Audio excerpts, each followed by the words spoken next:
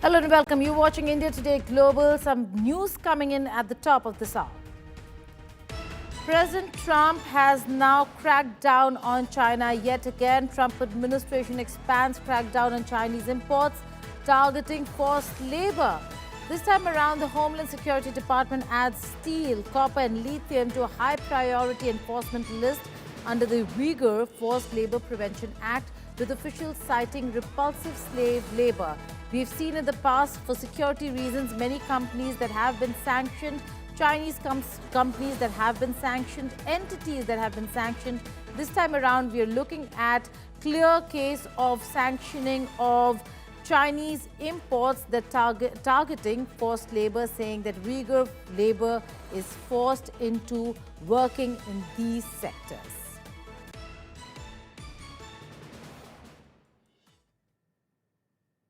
As the world resetting ties to make this planet a better place to live in, as the world rallies to bring an end to the Russia-Ukraine war, ceasefire by Hamas and a future for Gazans, two old neighbors, India and China, are also making progress in developing relations that were frozen after the Galwan clash.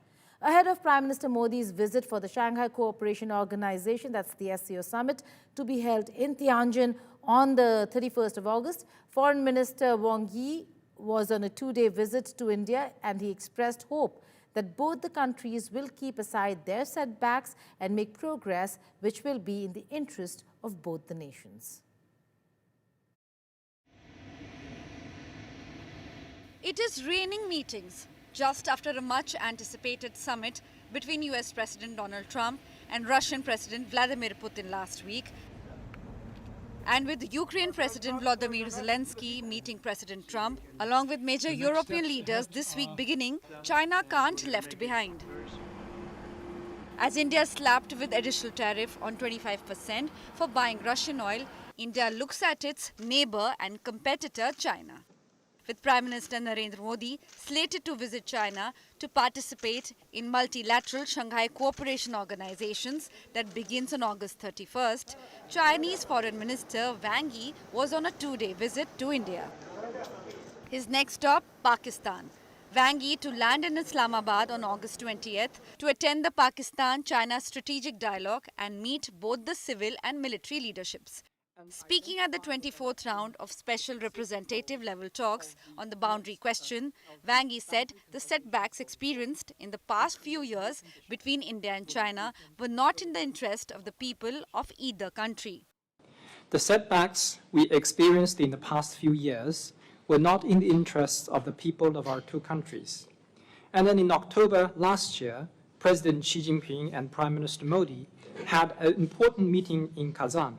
That meeting pointed the direction for the development of our bilateral relations and provided impetus for the proper settlement of the boundary question. Wang Yi also underlined Beijing's expectations from the upcoming SCO summit. We identified specific goals and formed a working framework.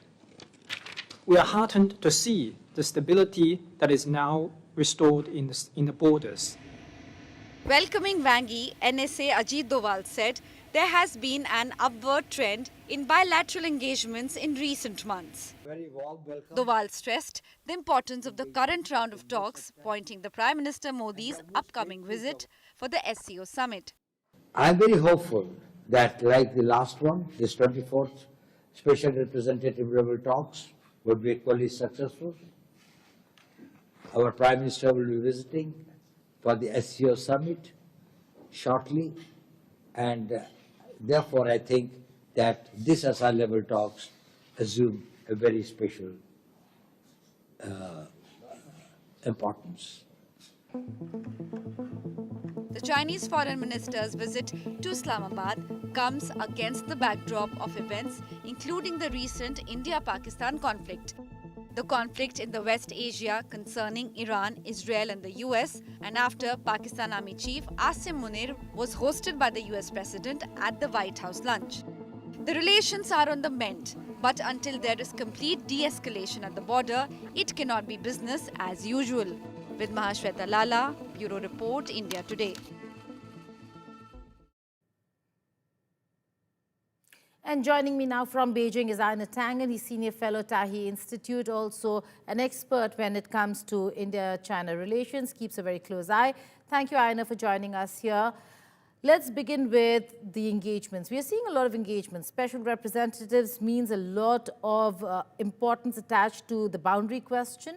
But when it comes to the recent standoff between China and India, there have been no special announcements. Status quo remains when it comes to de-escalation. Well, not quite. China has indicated that they're going to release the tunnel boring machines, also rare earths, and some fertilizer things like this. I think these were aimed at making sure that this was going to be a friendly visit. Obviously, they're meeting to set the agenda for Modi and Xi, assuming that they have a meeting on the sidelines of the SCO at the end of this month. But more importantly, these are two neighbors. They have issues, areas of influence, border, trade, things. These have to be worked out. And they started. Now, this process started, you can easily trace it back to last October. This is before Donald Trump's tariffs. But Donald Trump's tariffs have moved things up. I think it's very clear that everyone in India is kind of scratching their head. What did India do to the US to deserve this treatment? Public humiliation, interference in the general elections, this kind of color revolution in Bangladesh, signing development agreements with Pakistan, claiming credit for ending a war he didn't. These, it just doesn't make any sense. And then all of a sudden, 50%.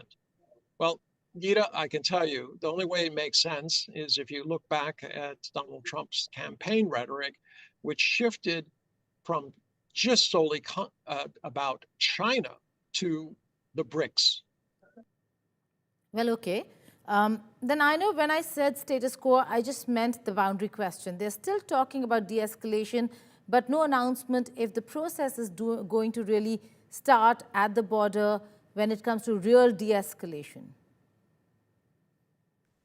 Yeah, I mean, there's 60,000 troops from both sides that are massed along the borders. They've been pulling back gradually. It is a process.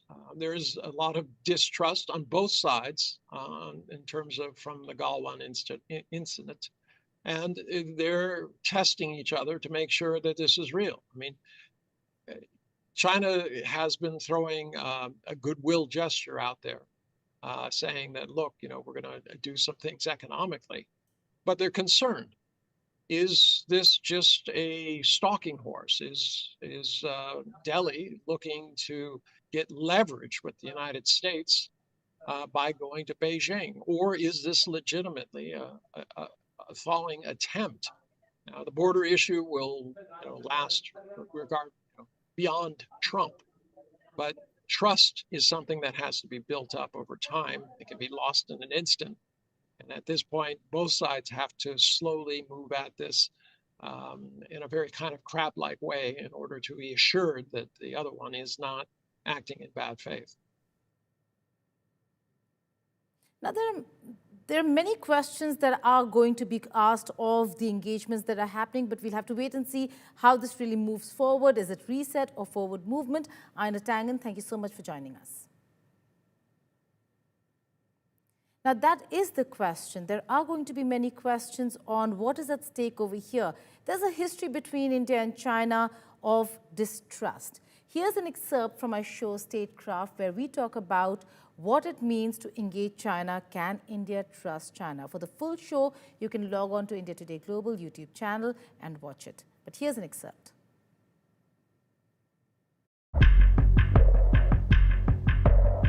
For decades, India and China have shared a long and uneasy border, a border marked by mountains, rivers, and the scars of conflict. In recent years, they've tried to talk peace. Leaders have met, ministers have traveled. Disengagement was announced, yet the shadow of mistrust lingers. In Washington, Donald Trump's new tariff war on Beijing is redrawing global alignments. Many believe it is pushing India closer to China. But the real question isn't, will the elephant and the dragon dance together? It is, Should the elephant and the dragon dance together at all? Hello and welcome. You're watching Statecraft with me, Geeta Mohan.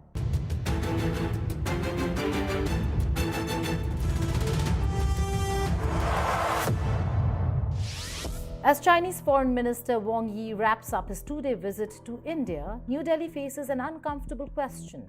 Can it really trust China even as Beijing deepens its embrace of Pakistan? The visit is framed as a chance to reset ties, but beneath the handshakes and formal statements lies a harsher reality. India must decide whether dialogue with China is diplomacy or delusion. Wang Yi's arrival comes at a sensitive moment, but trust does not come easily. Behind the veneer of renewed engagement is Beijing's parallel dance with Islamabad. Wang Yi's next stop after India is Pakistan, a move that undercuts any illusion of singular focus on India. At the very moment Beijing speaks of stabilizing ties with Delhi, it strengthens military and diplomatic muscle of India's most entrenched adversary. This duplicity is what fuels the central dilemma. Can India take China's assurances at face value? The shadow of Pakistan looms large. China's ironclad friendship with Islamabad is no secret. In recent months, Pakistan has received Hangaur-class submarines, J-10C fighter jets, and diplomatic cover from Beijing during India's anti-terror strikes. Beijing even rolled out the red carpet for Pakistan's Army Chief, Field Marshal Asim Munir, weeks after he visited Washington. For Delhi, the optics are striking. China poses as a peace partner on the Himalayas while bolstering Pakistan's military machine in India's backyard. And Beijing's willingness to balance between Washington and Islamabad only adds to India's suspicions. Pakistan is not merely a client, but a conduit through which China exerts pressure on Delhi from multiple angles. Brahmaputra Dam is the clearest example of Beijing's unilateralism. Approved in late 2024, the project is hailed in China as a project of the century, the largest hydropower dam in the world, costing an estimated $167 billion. But downstream in India and Bangladesh, it is viewed as a weapon. Water experts warn of unpredictable ecological damage, food security risks, and a precedent where Beijing controls a river that sustains millions. Delhi has lodged concerns, but Beijing brushes them aside, insisting the project is an internal matter of sovereignty. For India's public, the message is chilling. China does not consult, it constructs. Still, diplomacy demands engagement. Modi may travel to Tianjin for the SCO summit later this month, potentially meeting Xi Jinping on the sidelines. This would be their first bilateral in years, and the optics will be closely watched. But optics alone cannot erase structural realities. If Beijing expects Delhi to reset relations, it must explain why its most loyal ally remains Pakistan, the very state that exports terrorism to India. Some argue that engagement is necessary not because China is trustworthy, but because disengagement is riskier. A frozen conflict along the Himalayas is costly. Trade between the two nations worth $100 billion cannot be ignored. And global forums from BRICS to the SCO require Indian and Chinese cooperation. But engagement does not equal trust. It is a pragmatic hedge, not a partnership of equals. For Delhi, dialogue is about risk management, not reconciliation. The challenge for Delhi is to balance pragmatism with principle. Dialogue must continue, but without illusions. China's embrace of Pakistan is unlikely to loosen. Its projects on the Brahmaputra will proceed regardless of Indian protests. Its presence in the Indian Ocean will expand as Beijing pursues maritime power. To trust China blindly would be folly. To engage China cautiously may be necessity. So as Modi prepares for his possible China trip and as Jaishankar hosts Wang Yi, the stage is set for another chapter in the uneasy India-China relationship. The handshakes will be polite, the communiques diplomatic, the optics carefully managed. But beneath it all remains the same question that refuses to fade. Can India trust China while Beijing holds Pakistan so close? The answer may not lie in words but in actions. If China truly seeks a reset, it must show restraint on the border, transparency on water projects, and neutrality in South Asia. It must stop arming Pakistan in ways that directly threaten India. It must honor its own past commitments, including the so-called provisional nature of the Shaksgam Agreement. Until then, India's caution is not hesitation, it is wisdom born of experience. Trust, after all, is not given, it is earned, and Beijing has much left to prove. As the latest news comes in Vladimir Putin that he has had a brief conversation with Donald Trump and has suggested that he could host a potential one-on-one meeting with Ukraine's Volodymyr Zelensky in Russia, that might not be an acceptable option for the Ukrainian president. Therefore, where the two meet next is unclear, but French President Emmanuel Macron suggested Geneva as a possible venue, one that has been welcomed by Switzerland, assuring no arrest of Vladimir Putin, the president of Russia. Meanwhile, the question over territorial secessions continues to burn. President Trump has said that Zelensky could end the war almost immediately if he cedes Crimea and gives up on plans of joining the NATO. Here's a report. After two back-to-back grand summits, one in Alaska and the second at the White House, all eyes now turn to President Donald Trump and how he handles a war that has left a country ravaged and another in the fear of unknown severe consequences. 2 days after Trump-Putin summit in Alaska, the US president posted on Truth Social a big day at the White House on Monday. Soon after, major European leaders, British Prime Minister Keir Starmer, Italian Prime Minister Giorgia Meloni, French President Emmanuel Macron, German Chancellor Friedrich Merz, NATO General Secretary Mark Rutte, Finnish President Alexander Stubb, and President of the European Commission Ursula von der Leyen attended a Trump-Zelensky summit at the White House to raise concerns on security guarantees for Ukraine. There'll be a lot of help. When it comes to security, there's going to be a lot of help. It's going to be good. They are first line of defense because they're there. They're Europe. But we're going to help them out also. We'll be involved. Post the meeting, President Trump dialed his Russian counterpart Vladimir Putin and discussed the idea of raising the level of representatives in a 40-minute call. Kremlin, which confirmed the call, did not specify what the raising of level at meetings meant. In this phone call, Vladimir Putin and Donald Trump supported the idea of continuing direct talks between Russian and Ukrainian delegations. The idea was discussed that it would be worthwhile to explore the possibility of raising the level of representatives from the Ukrainian and Russian sides, that is, those representatives participating in the mentioned direct negotiations. Earlier, a conversation of President Trump with French President Macron was caught on hot mic regarding Putin's will to make a deal. Yeah, to set up a trilateral. Yeah.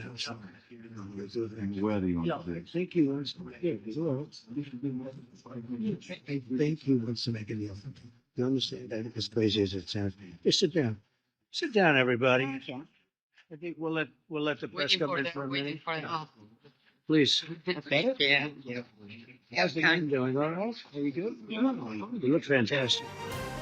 A day after leaders rallied in the White House in support of the Ukrainian president, French President Emmanuel Macron attended a video call with the European leaders. The video call, chaired by European Council President Antonio Costa, followed a coalition of the willing call, which Macron attended as well.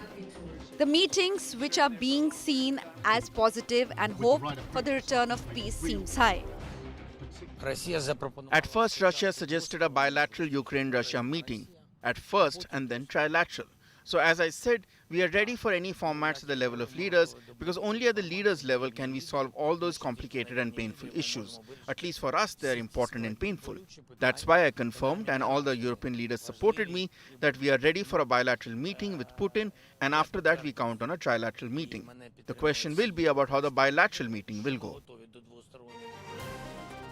Trump said for a speedy resolve to the Russia-Ukraine conflict would set up a direct meet between Putin and Zelensky, followed by a trilateral meet in which he would take part. Though Trump has stressed on a complete solution to the war and not a temporary ceasefire, he has also said that Zelensky could end the war almost immediately if he ceded Crimea and gave up on his dream of not joining the NATO. Russia occupies around a fifth of Ukraine, and US President has said land swapping and changes to territory will be crucial for any settlement. The Kyiv International Institute of Sociology says in an opinion poll it conducted in June showed that 68% of those questioned opposed the idea of officially recognizing some parts of occupied land as Russian, while 24% are open to this. Bureau Report, India Today. In the latest on Israel and Gaza, Hamas has accepted a proposed hostage release deal that includes a 60-day ceasefire in war-torn Gaza. Meanwhile, Israel has said it will agree to cease hostilities if all hostages are released and Hamas lays down its arms. Hamas has accepted a proposed hostage release deal that includes a 60-day ceasefire in war-torn Gaza. According to Saudi channel, the proposal represents a compromise between a full ceasefire and a temporary truce, which includes the release of the remaining hostages and a gradual withdrawal of the Israeli military from Gaza. We have received Hamas's response, and as I mentioned, we consider it a positive response, and it is almost identical to what was agreed on previously by the Israeli side. However, we are still waiting for Israel's response to this proposal that we received. What can be confirmed, colleagues, is that we are now not only, as we always say, at a pivotal moment, a decisive moment, and so on. We are now at a truly humanitarian moment. If we do not reach an agreement now, we are facing a humanitarian catastrophe that will make the catastrophes that preceded it seem tiny before it.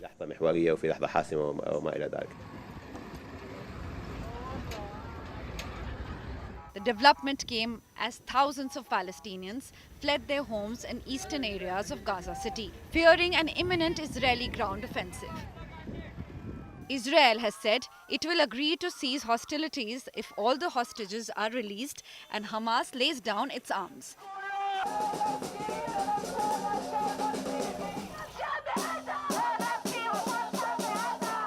Meanwhile, Israeli protesters blocked a main highway in Tel Aviv as they were calling for a deal to end the war in Gaza and return the hostages. We started on Sunday stopping Israel in order to bring our hostages back.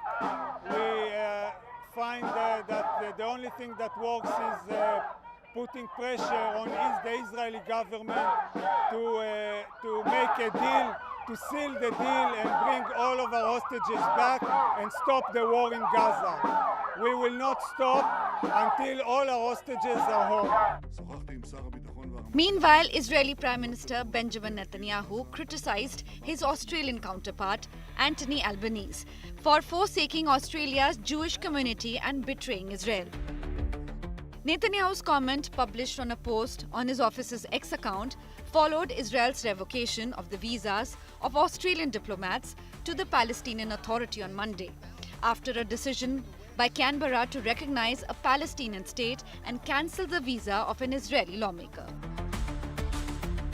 Israel's plan to seize control of Gaza City has stirred alarm abroad and at home, where tens of thousands of Israelis held some of the largest protests since the war began, urging a deal to end the fighting and free the remaining 50 hostages held by Hamas in Gaza since October 7, 2023. Earlier, Egyptian Foreign Minister and Palestinian Prime Minister called for Israel to let more aid into Gaza. Egypt says 1,288 aid trucks entered Gaza through the Kerem Shalom crossing from July 27th until August 17th. The two officials also visited Egypt's Red Crescent facilities, where aid is sorted and hot meals bound for Gaza are cooked and packaged.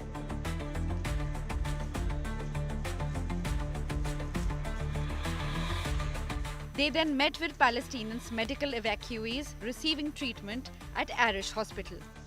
With Mahashweta Lala, Bureau Report, India Today. Now, the son of Norway's crown princess has been charged with rape, domestic violence, assault and other crimes following a year-long police investigation. Marius Borg Høiby, 28, son of crown princess and stepson to Crown Prince Haakon, is expected to stand trial early next year and could face up to 10 years in prison if found guilty. Hoiby has denied the most serious accusations against him, including those of rape and domestic violence. Hoiby does not have a royal title and is outside the line of royal succession.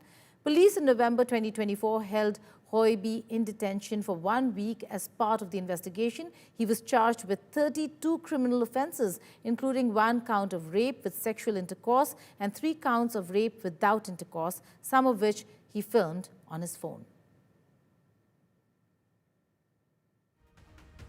Here are some other stories from across the world in World at a Glance.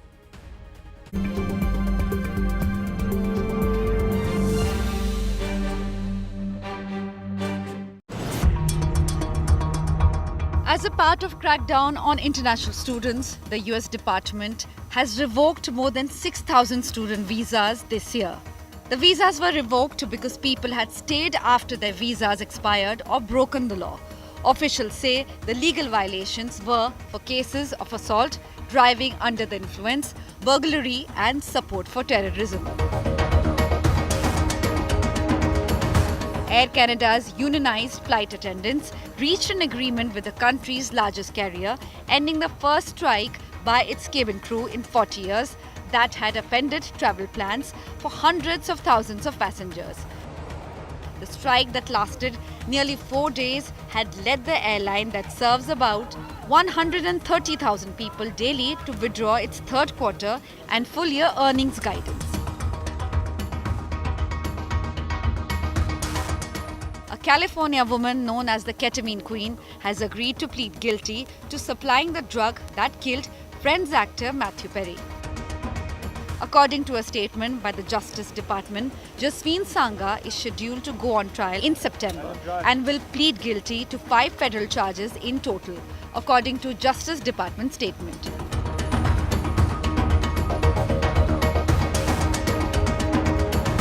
Beauty queen Nadeem Ayub will become the first woman to represent Palestinians at the Miss Universe pageant.